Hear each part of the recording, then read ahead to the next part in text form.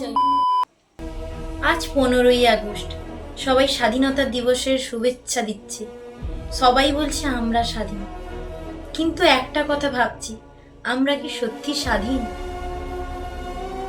কি হয়েছে রে, এত চুপ করে আছিস কেন?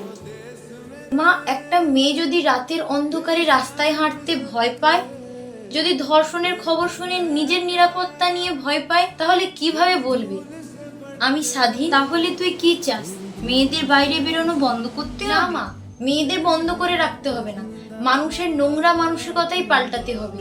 কেন সব সময় এই সমাজে মেয়েদেরকেই সাবধানে চলতে হবে? কখনো কি শেখানো হবে না ছেলেদেরকে যে মেয়েদের সম্মান করতে হবে? তুই ঠিক বলেছিস মা, দেশ অনেক বছর আগে স্বাধীন হয়েছে, এবার মানুষের চিন্তা ভাবনাটা স্বাধীন হওয়া দরকার।